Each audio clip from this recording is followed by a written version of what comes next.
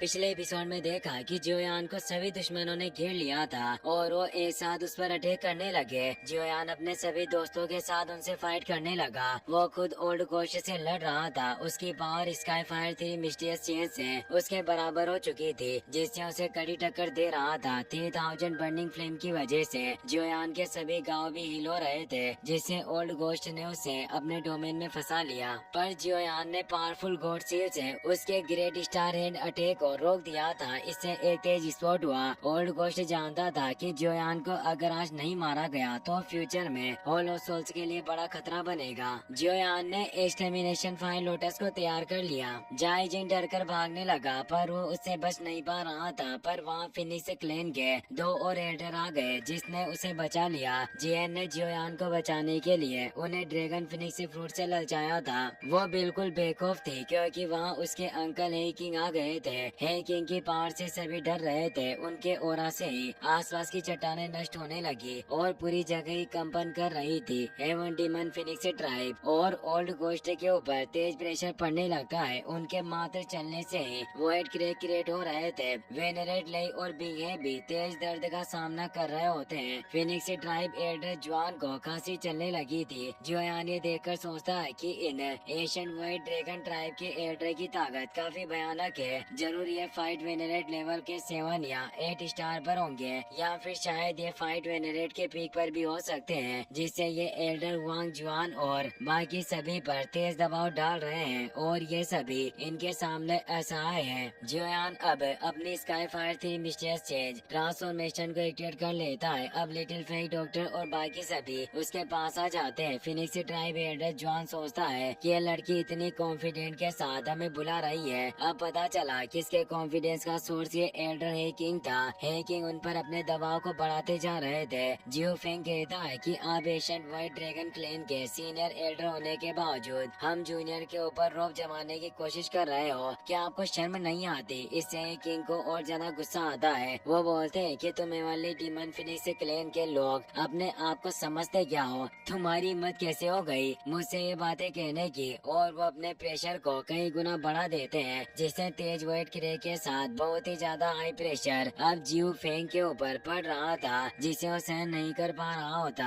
Haven demon phoenix tribe elder John उसे बचाने के लिए पीछे आ जाते हैं और अपने हैंड से जियो फेंग को पावर देने लगता है, जिससे जियो फेंग उस दबाव को रोकने लगता है। ये देखकर गुस्से में हे किंग अपनी पावर को बढ़ाते हैं और सिर्फ अपने नजर के एक हाई अटैक से वो उस बैरियर को तोड़ देते हैं, जिससे जियो फेंग दूर एक पत्थर से जाकर टकराता है। वो काफी घायल हो गया और उसके मुंह से ब्लड आने लगता है। फिनिक्स एल्डर जॉन के भी चेस्ट पर चोट आई थी। हे किंग उन फिनिक्स ट्राइब के लोगों से कहते हैं कि तुम कमीनों ने पहले मेरे एशियन व्हाइट ड्रैगन की लिटिल गर्ल को बुली करने की कोशिश की। अगर मैं नहीं आता तो तुम इस पर घातक अटैक करते। उस समय तुम कमजोर लड़की को धमका रहे थे। क्या उस वक्त तुम्हारी मर्यादाओं ने तुम्हें नहीं रोका? अगर तुम मुझसे लड़ाई नहीं कर सकते तो ये बचकानी भरी बातें करना बंद करो। तुम बस एक कई सारे चूजों का एक ग्रुप हो जो हमेशा फड़फड़ाते रहते हैं। फिनिक्स ट्राइब के सभी लोग इकट्ठा हो जाते हैं। हे किंग कहते हैं कि यहाँ और कौन है जो मुझसे लड़ने की इच्छा रखता है? फिनिक्स एल्डर जॉन कहता है कि अब हम उस ड्रैगन फिनिक्स ओरिजिन फ्रूट को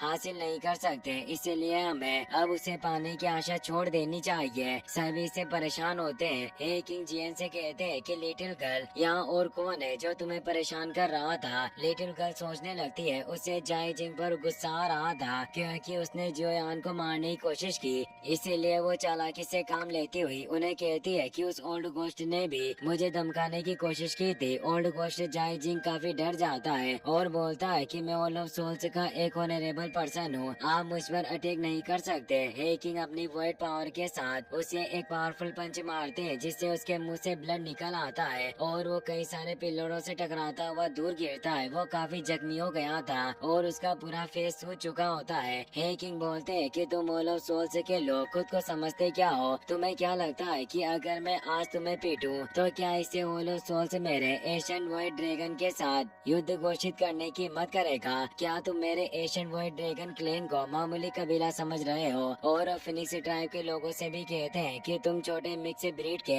चूजो मुझसे दूर हो जाओ। वो अपने ओरा से सभी लोगों पर फिर से दबाव डालते हैं और कहते हैं कि यहाँ मौजूद तुम सभी लोगों में इतनी हिम्मत नहीं कि तुम मेरे सामने सामने आंख उठाकर देख सको, कोई भी उनकी तरफ ठीक से देख नहीं पा रहा होता। और उस पावर से वॉइड क्रैक तो वास्तव में दिखाई दे नहीं थे। जियोयान भी उनकी पावर देखकर हैरान हो गया। वो बोलता है कि एशियन वॉइड ड्रैगन की पावर वाकई सभी लोगों के ऊपर हावी है। निश्चित रूप से एशियन वॉइड ड्रैगन एक पावरफुल कबीला होने के योग्य है। सभी लोगों को तड़पता देखकर जियन काफी खुश होती है। वो अब जियोयान के पास आकर बोलती है कि तुम अब कैसा फील कर रहे हो? तुम भी अब मानते हो ना कि मेरे एशियन वॉइड ड्रैगन की पावर कितनी महान है और हम काफी प्रभावशाली है। एल्डर हे किंग भी उनके पास आ जाते हैं और वो जियन से कहते हैं कि लिटिल गर्ल, क्या तुम अब संतुष्ट हो? जियन हमें जवाब देती हुई कहती है कि आपकी एंट्री इतनी भी बेकार नहीं थी, इसीलिए मैं इस बार आपकी कोई शिकायत नहीं करूंगी। हे किंग भी चौंक जाते हैं क्योंकि जियन एशियन वॉइड ड्रैगन क्लैन की प्रिंसेस होती है।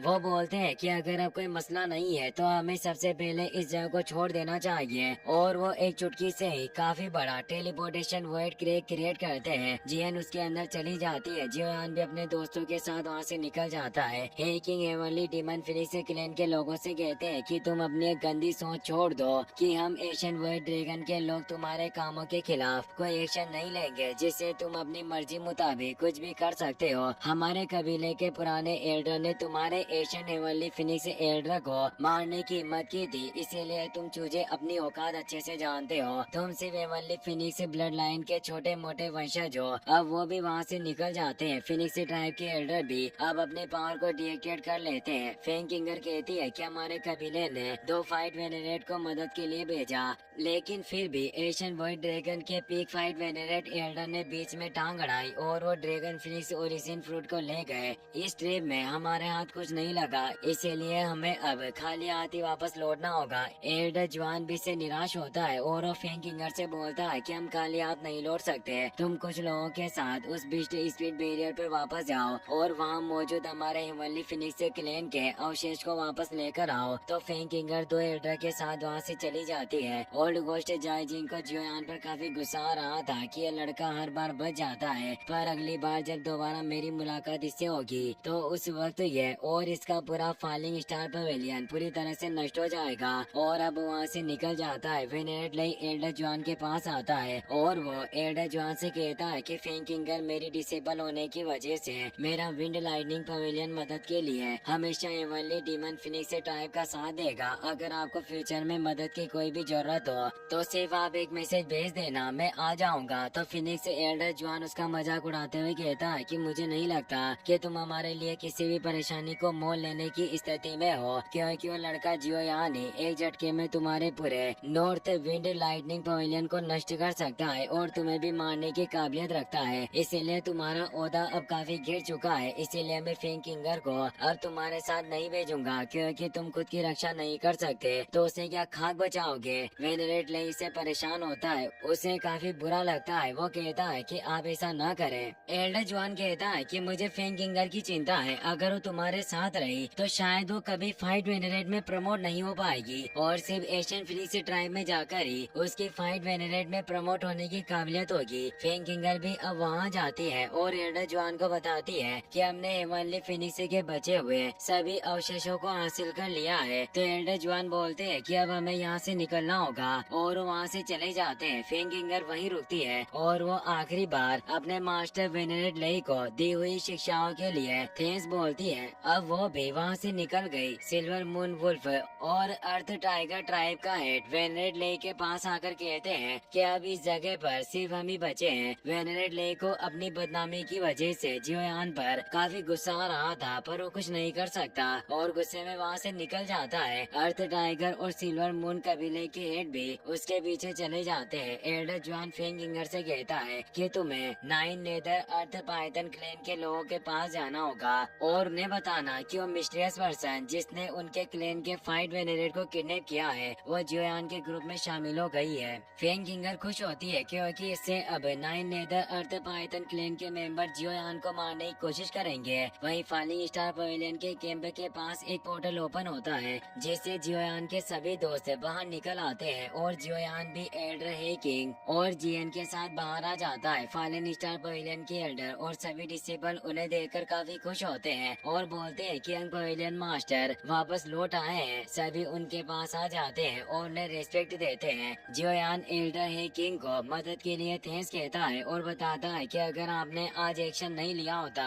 तो हम एक बड़ी परेशानी में पड़ सकते थे। हे किंग बोलते हैं कि तुम्हें थैंक्स कहने की कोई जरूरत नहीं, क्योंकि जियन का हमारे क्लैन में एक स्पेशल स्टेटस है। तुम सभी इसे सुरक्षित रूप से सेंट्रल प्लेन से लेकर आए, इसीलिए तुम्हारी ये महान दयालुता ही हमारे लिए काफी है। तुम्हारी इस मदद को हमारे एशियन ड्रैगन वर्ल्ड क्लैन हमेशा याद रखेगा। जियोयान कहता है कि सीनियर वाकई आप काफी अच्छे हो। मैं जियन को अपनी सिस्टर की तरह मानता हूँ। इसने वास्तव में अपनी फैमिली को ढूंढ लिया। इससे मैं भी काफी खुश हूँ, क्योंकि अब ये अपने परिवार के साथ रह पाएगी। जियन मुस्कुराते हुए उसे बताती है कि ये मेरे चाचा है, इनका नाम हे किंग है। और वो अपने अंकल को भी बताती है कि ये सभी मेरे दोस्त हैं। वो एक एक करके उन्हें सभी के बारे में बताती है कि सिस्टर लिटिल फेरी डॉक्टर के पास पॉइजन पावर है और किंग लुआन के पास विंड पावर है। किंग लिन से मैं अभी हाल ही में मिली हूँ और एल्डर तियान वो और ये बर्निंग फ्लेम वैली के मास्टर टेंग है, पर वो उन्हें जियोंग के बारे में कुछ नहीं बताती। इससे जियोंग परेशान हो जाता है। सभी एल्डर हे किंग को रेस्पेक्ट देते हैं। बर्निंग फ्लेम वैली लीडर भी कहते हैं कि मैंने काफी लंबे समय से मास्टर हे किंग आपके बारे में बहुत कुछ सुना था और आज वास्तव में मैंने आपकी पावर देख ली। आप वाकई काफी महान हो। हे किंग कहते हैं कि वैली मास्टर टेंग जेन आपकी प्रशंसा की मैं सराहना करता हूँ। तभी जियोंग जियन से कहता है कि बॉस आपने मेरे बारे में कुछ नहीं बताया। जियन कहती है कि क्या तुम्हें खुद ही अपना परिचय नहीं देना चाहिए।